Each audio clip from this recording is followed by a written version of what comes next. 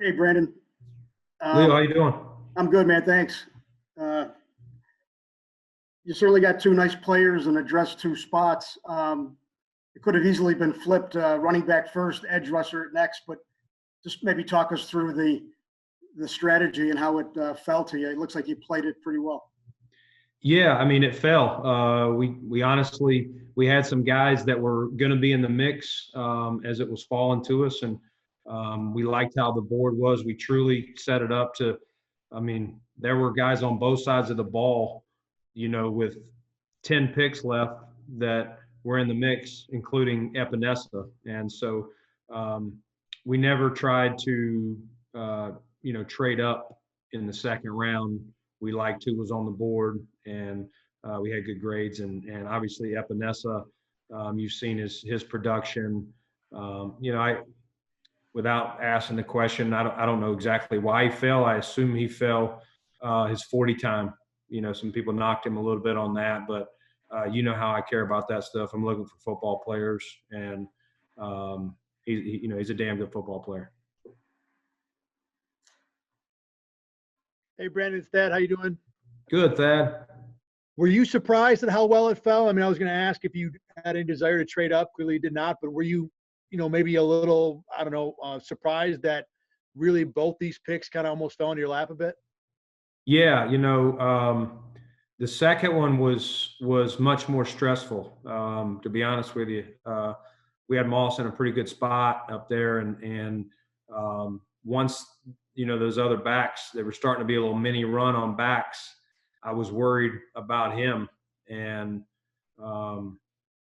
fortunately, we actually were making some calls. He's a guy that I felt fit a need, but we had a little higher than where we got him, and so I'm not saying it was we had him in the first round or anything like that. I'm just saying he was sticking out on the board. And as I've tried to explain to you guys before, if I got a guy that's sticking out on the board with a need, I'm going to try to go get him. So it wasn't going to be anything crazy. But we were talking to teams, 3, 4, 5, 6, 7, maybe even 7 ahead of us, for a late Saturday pick. But teams just kept picking, and there was a lot of talk about people wanting to get out of their picks, and then we got there and nobody wanted to get out of their picks. So it felt good. Patience paid off, even though my patience was struggling. Thanks, Brandon. You got it. Hey, Brandon, Sal Capaccio here. Hey, Sal. Hey, how are you? You talk about best player available. I know that's what you preach, but you also got guys who will fill a need. Can you talk about it from that aspect, basically, how Epenesa can help fill your team and how Moss can help fill your team as needs, actually? Yeah, I mean, listen, you know how I am. You saw how we attacked free agency with the D-line. We'll draft 3 more tomorrow if we think they fit. I mean, we're just we truly believe in that, and you don't pass up pass rushers. The thing about Epenesa that I really liked is his versatility.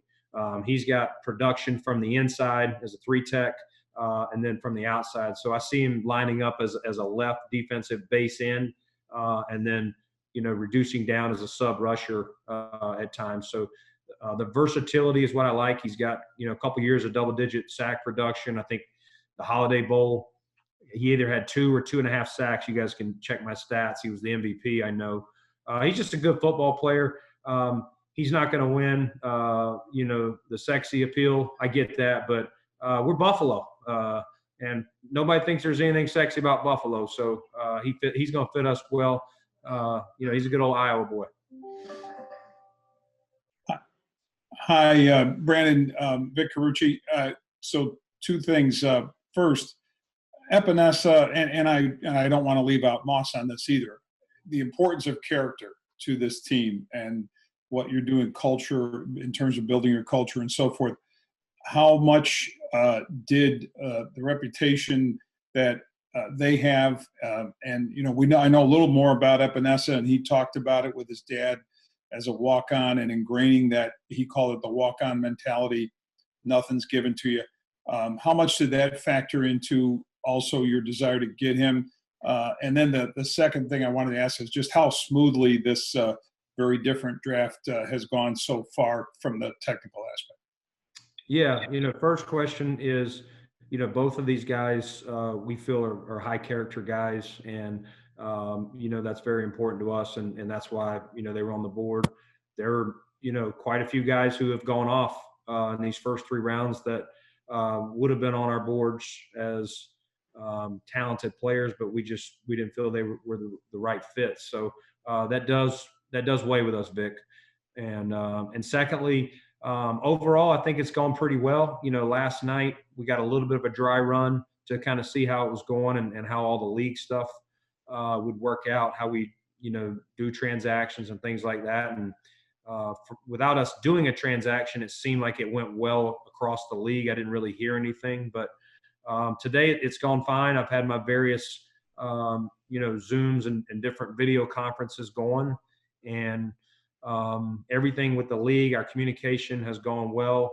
Like I said, we were set up as I was making some of those calls before Zack Moss got picked. If we had moved up a little bit, we were rolling with. I mute all the other Zooms, and I have that small Zoom that I was telling you about yesterday, Vic, with Jim Overdorf, Dan Morgan, Kevin Megang, and Joe Shane, just all communicating so that I can hear what's going on with various teams that they're talking to or that I'm talking to.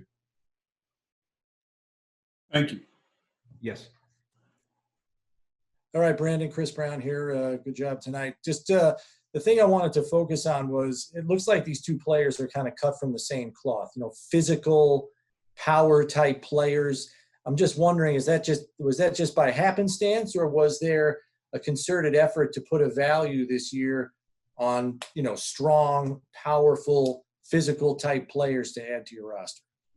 I think it's a little bit of both, Chris. I mean, we set the board up. There were some guys that are a little more finesse, but big time speed players. Epenesa's got great measurables, length, and all these things, which I do find important. It's not the end all be all.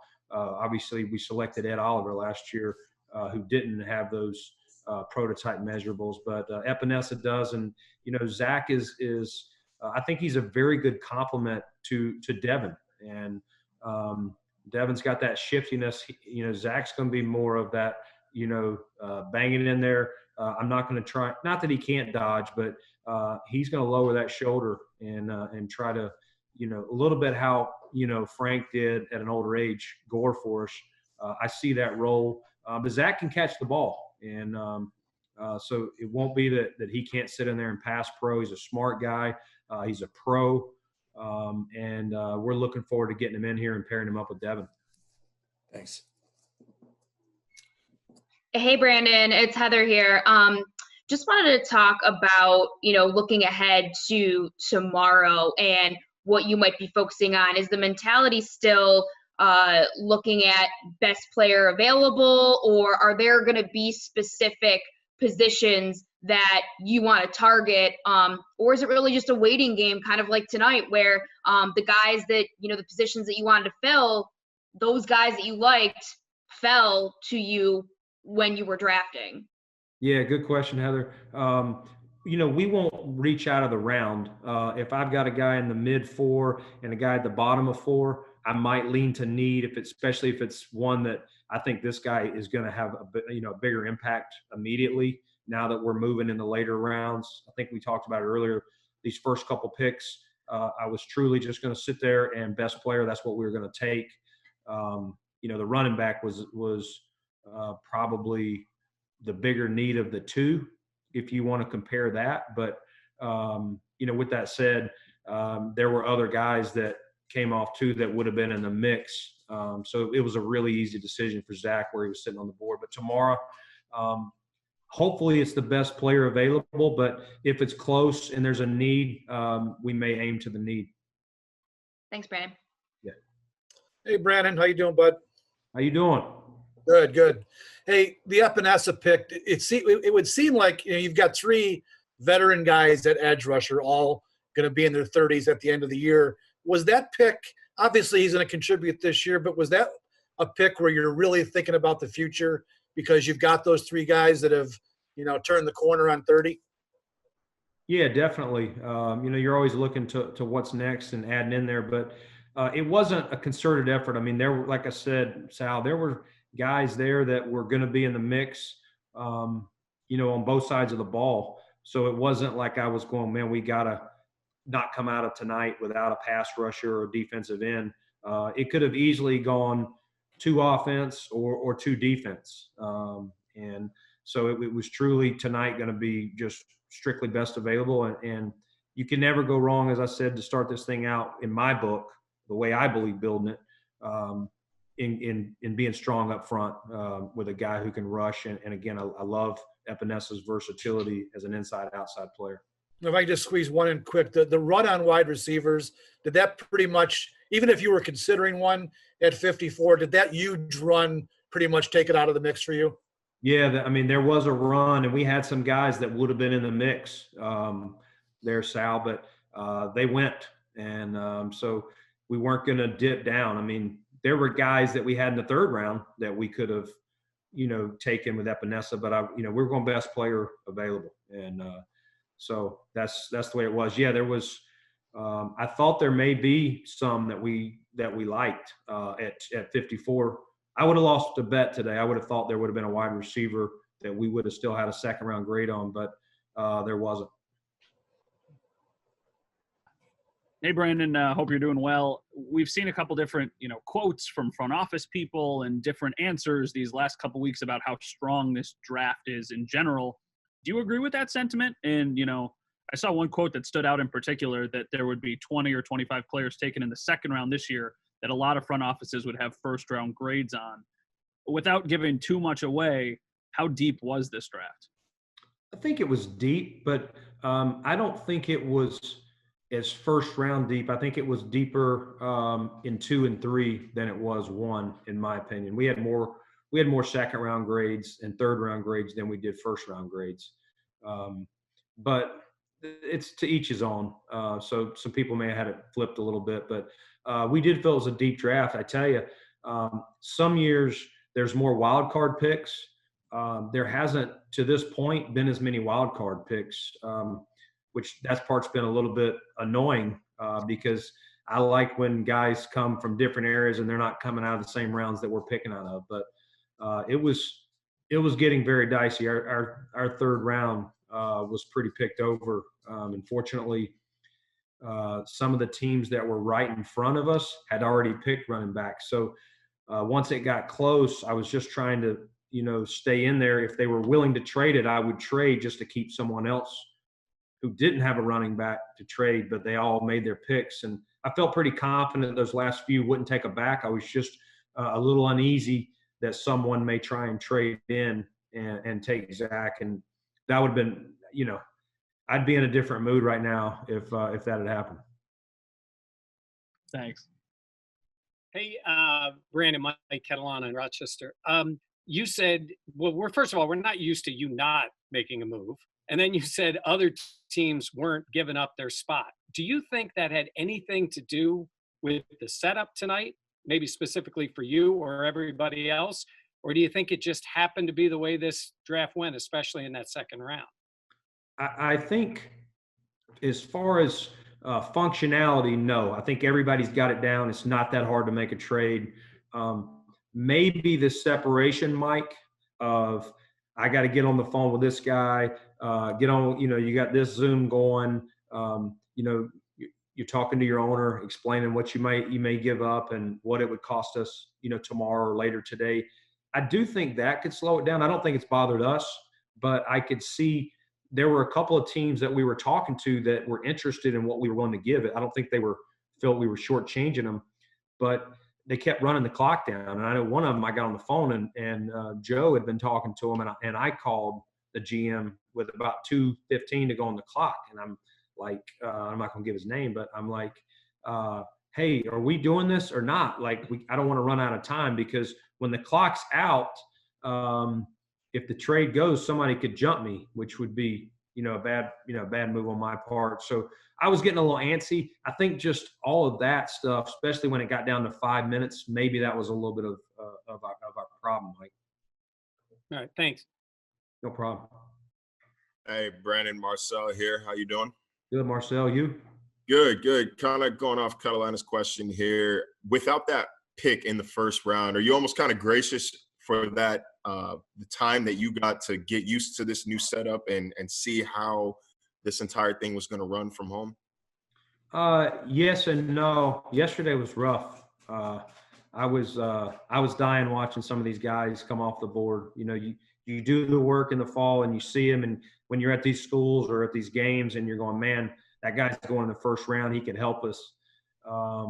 It was tough. There were some players we really liked, but as I told you guys a while back, I was just going to have to think of Stephon, and I know Derek and our social media people put some stuff together. That helped me sleep a little bit better, but it was not easy. Functionality wise, though, it was a good test run for us all. We had done it once last Friday and then once with the league on Monday, so I felt good about it. But it was another run through. Never hurts to run through it again, more so. So that social media campaign, that was as much for you as it was the fans? Oh, that was all for me. I was dying. A couple of our guys kept reminding me, hey, our first round pick is Stephon. But it was hard. I told everybody, don't let me do anything crazy and trade into the first. So everybody knew to not allow it. So it was good work by my team. Thanks, Brandon. Hey, Brandon, Josh Reed. Hey, you said there's nothing sexy about Buffalo, which that hurts my heart personally. Well, you're not sexy, Josh. B, how closely do you watch the division while all this is going on? In particular, teams like the Dolphins, who literally seem to have a pick every fifth team, and seeing the Patriots kind of drop out of the first round, and obviously the Jets take a guy who's an absolute man mountain. How closely are you watching those teams? Yeah, definitely. I have on one of those side screens you saw. I have what their picks are, and you guys that came in the draft room, that one of those side screens that I had in there.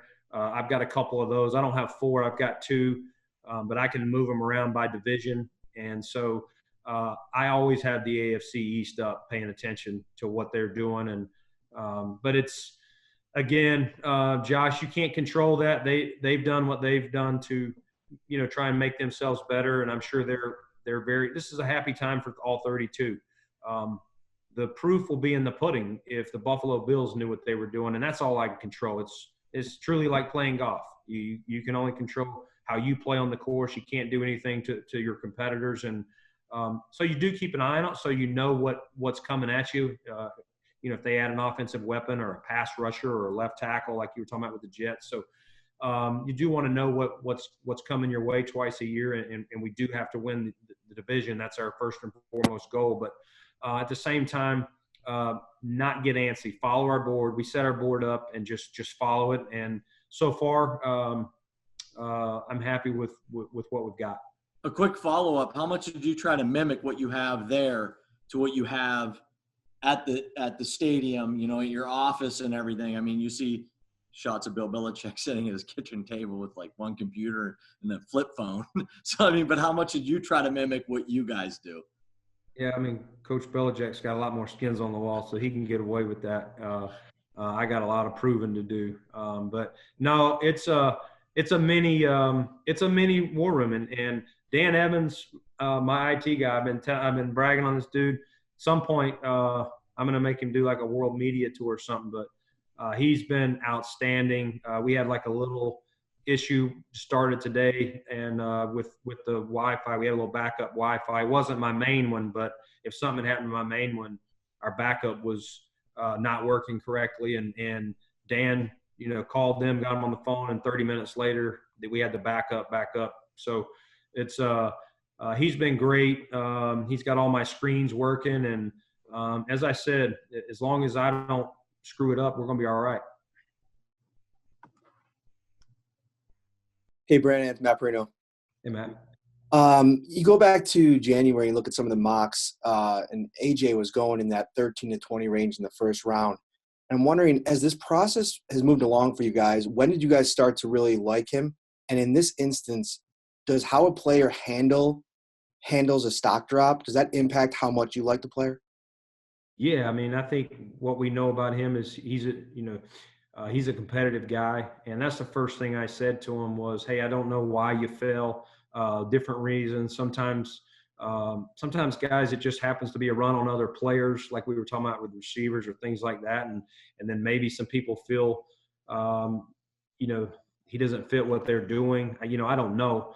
I can only speak for how we had him, and yeah, I mean, we saw those mocks, and I definitely thought he would go higher. I'm not going to get in exactly where we had him, but I was fortunate. We feel fortunate that he was there, and that's the first thing I said to him. I don't know why you fell this far, but everything happens for a reason, and Buffalo's a lot like Iowa. Like, you're going to fit right into here, and you're going to love our fans. You're going to love our city, and I think you guys have spoken to him.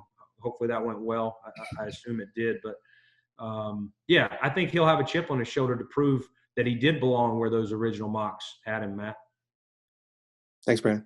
Yes. Hey, Brandon, John Scott here. Curious what your interactions were with both AJ and Zack through this process, understanding that some interactions had to be seriously altered from the usual because of all the circumstances. Yeah, I mean, we had these guys, Zack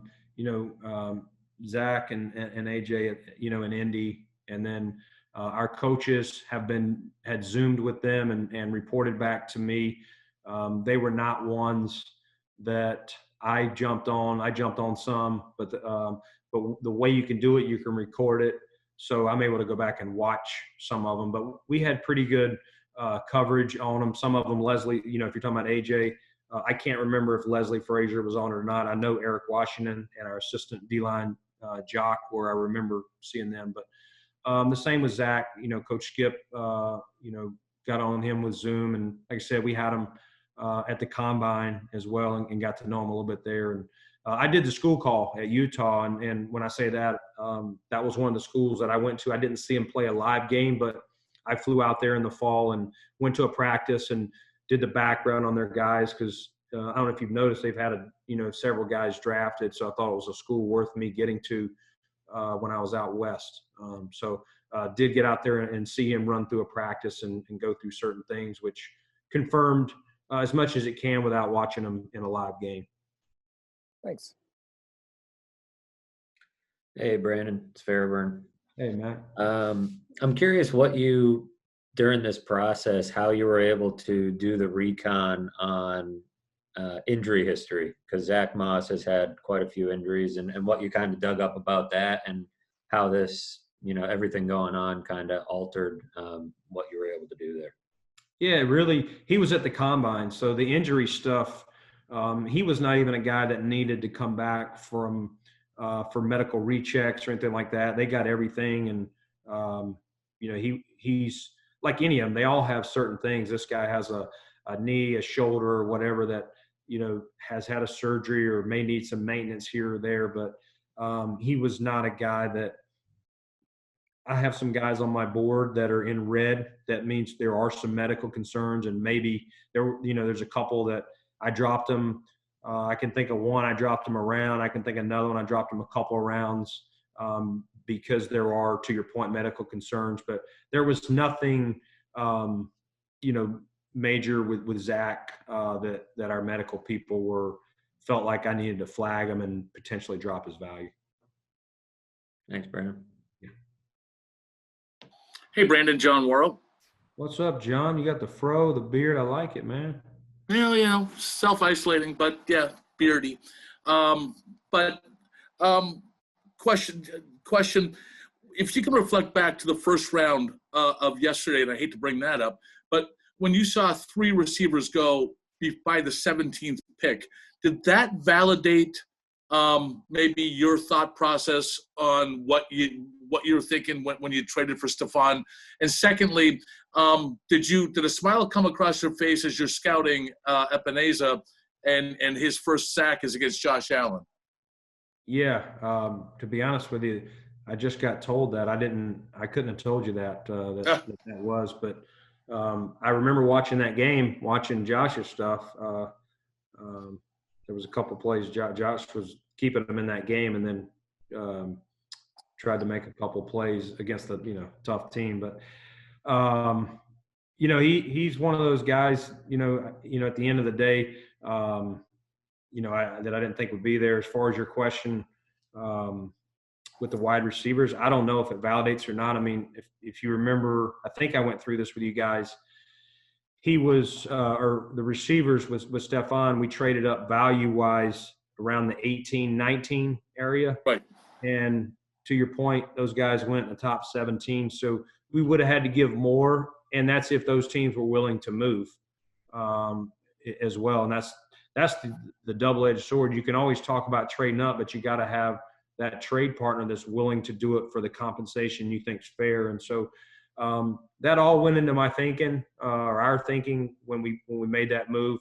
I don't know, I'll leave that to you guys if it validates it or not, but it was in my thinking, John. Yep. Thank you. Yes. Brandon, thanks for doing this. No problem, Tim. I wanted to, the questions have been asked and you've given some anecdotal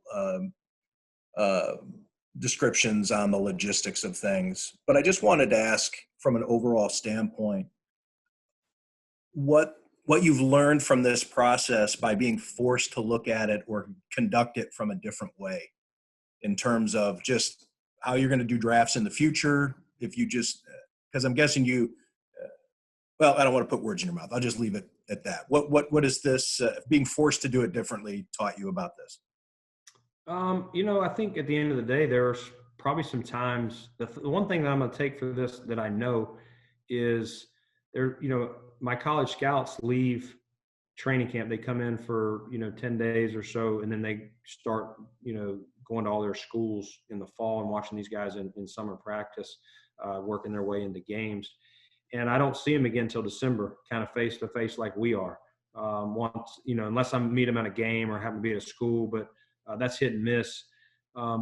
Sometimes I'm on the phone with them. It's more text, email, things like that, just because they're running around and I'm running around.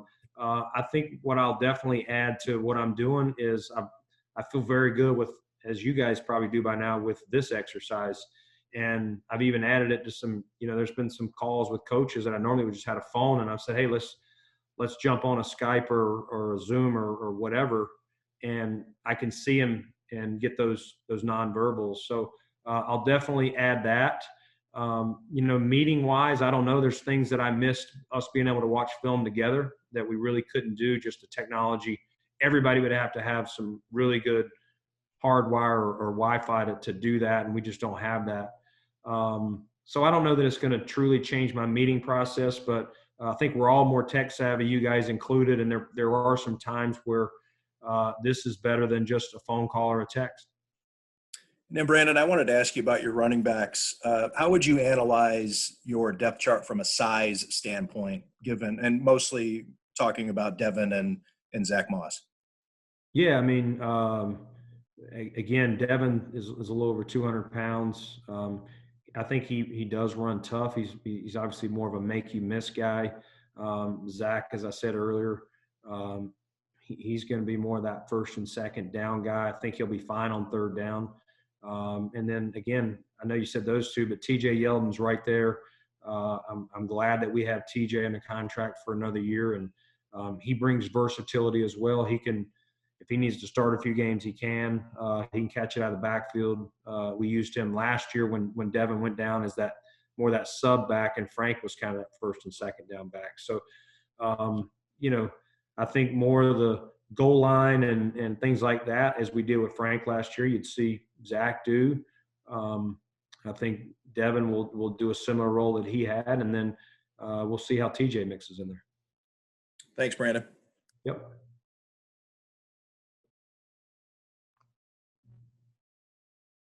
Go ahead, Benini. Hey, Brandon, how are you? Good, Adam. How Thanks you for doing? doing this, man. Thanks for staying up late. Just a couple of things. You touched on this stuff, but the biggest knock on Epenesa seems to be, athleticism or lack thereof. Specific to that, could you just give us your take on it? And for Moss, the 40 times at the combine, how much do you think that hurt him in terms of his draft stock? Yeah, I mean, I think a lot of guys are on Moss. I'll start with Moss. I think a lot of guys, Adam, are looking for that guy. He wasn't used big time in the pass game. He was more of a kind of a flare out or a screen guy. His hands are fine. He just wasn't used. I think some of these guys that went higher, people might argue, and not all of them, but I'm not going to get into the name, but some of them may argue, there's such a call for, look at how we use Devin. Look at some of these backs that you split them out. You don't know in the huddle when the back's in there if he's going to be in the backfield, if he's going to motion out, if he's going to stay out there and actually run a route. We did that with Devin some last year.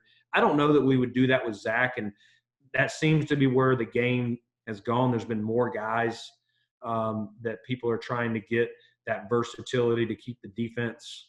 I feel like that's as much as anything, offensive coaches are wanting these versatile skill sets to truly run these guys out there. And there were some backs that went early that I do think have that quality. They may not have the physicality that Zack brings, but that's swapped out for more of ability to not that Zack can't go out there and run a route, but to be a mismatch type guy. And then, Epenesa, I think, the biggest guess that I have, obviously not every team's going to tell me where they had guys on their board. But, like anything, you get some follow-up texts from people around the league. And I think people definitely had him much higher than he went. Not everybody. I think the 40 time, that happens to people. They just – certain people have parameters that if this guy, whatever position, by position specifics that they're going to drop the value if they don't meet certain, measurables or short shuttle, certain things. Again, call me crazy. I got play speed and production and watching the film. I rely more on that. I understand the measurables and don't think I don't talk about them, but at the end of the day, I go back to the tape. Thanks, Brandon. No problem.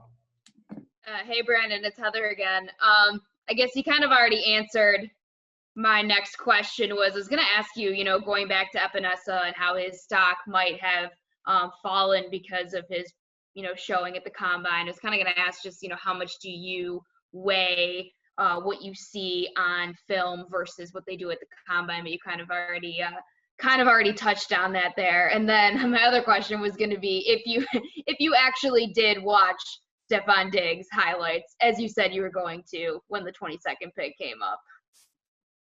I didn't watch them on my TV, but I did get. I knew Derek and that crew was going to do it, so I did flip that on to.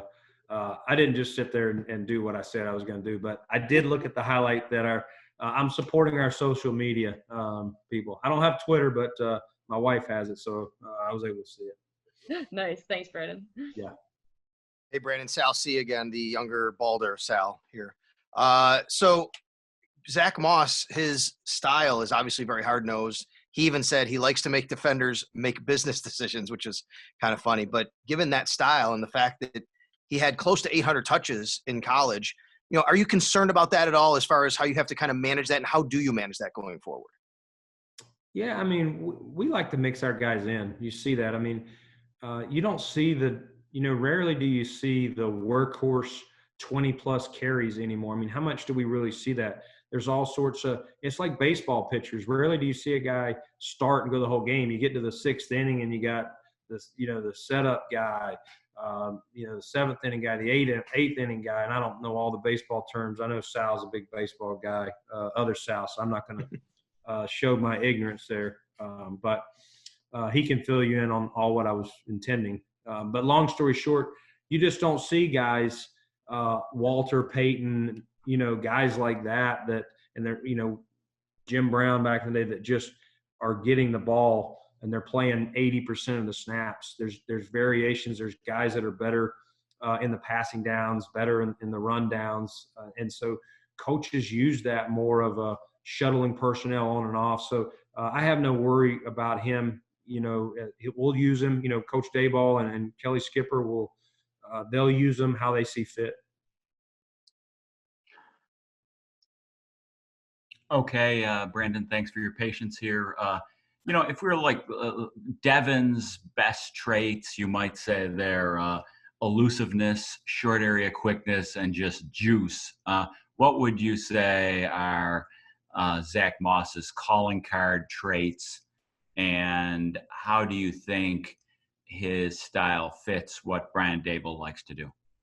Yeah, I mean, I think he's going to be our physical back. I think you can use him as a zone one cut guy, but he's also can just, pound it in the gap scheme. We vary, with both of those, but we probably run a little more gap scheme than the zone stuff. I think as I said earlier, he's going to be more of the physical. He's not necessarily going to try to avoid contact. He can, but I think his best thing is, and he had, last year he had, correct me if I'm wrong, he had 0 fumbles. Like, I love the ball security. There were a couple guys that in this draft that had some good, some really good plays, but there was some issues, that we had concerns with the ball security. So I love his physicality. I love he takes care of the ball. And I think while Devin may play more in the passing downs than him on paper, I think he can get out there and do it, Mark, if that makes sense. I think. And then breaking tackles, right? I mean, that's one thing you watch. I mean, he just runs. It's hard to arm tackle him. Would you agree? Yeah, I mean, he was one of the highest. I think on like 38% of his runs or something, he broke at least one tackle. There's some stat out there. My analytics crew had. Check it out. I know you know all that stuff, Mark, but I think that was the number. It was something like 38%. So yeah, he's a guy that keeps his feet moving. He's a compact build, holds that ball tight. It seems like he must be left-handed. He holds that thing in there, a lot of times tight left hand. And again, he's not a big-time home run threat, but he's got enough play speed. He's got what I call competitive speed, and you do see some long runs, from Moss.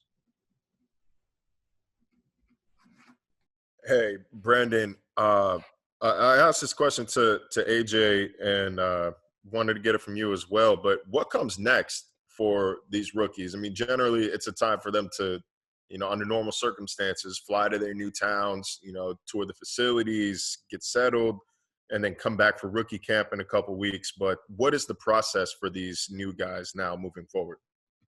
Yeah, I mean, we'll be able to send them some playbooks here soon, and we'll get them some gear and get them on with the coaches.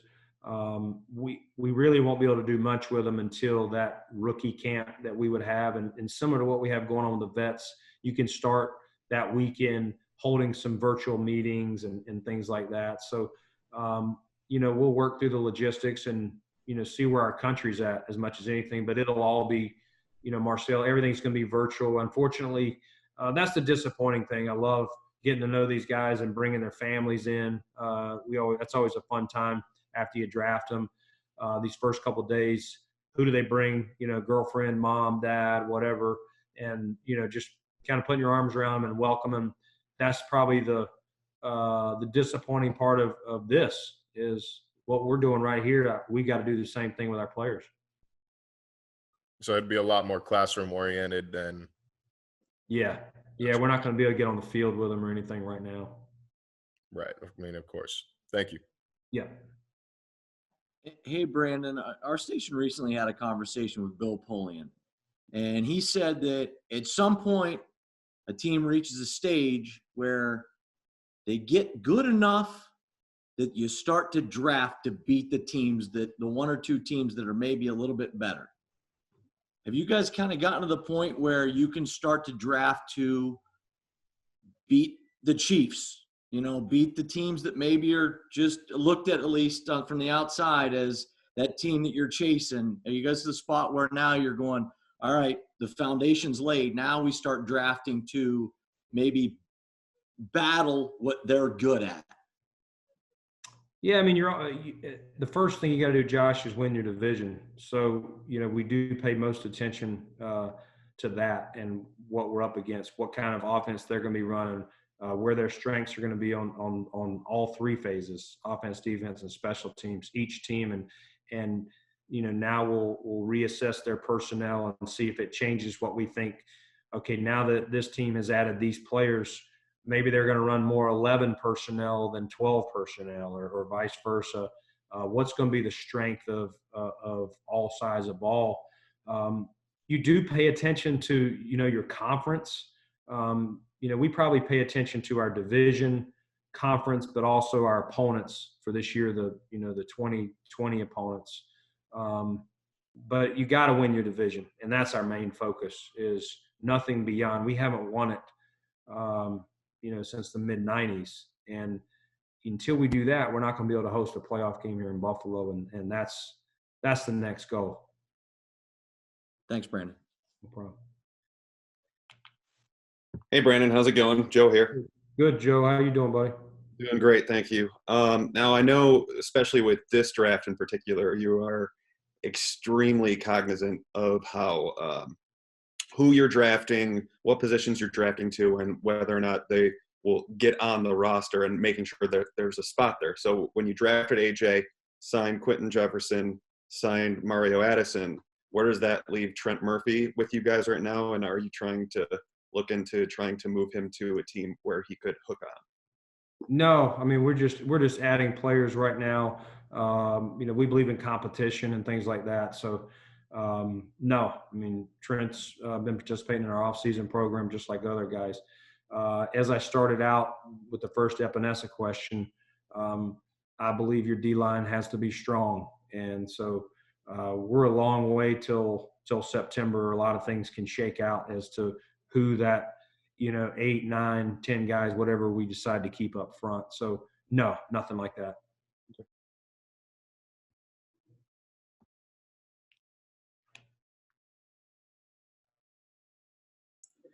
Okay, last one. Go ahead, Mookie. Mr. Beane, good evening. Appreciate you giving us your time, this late in the day.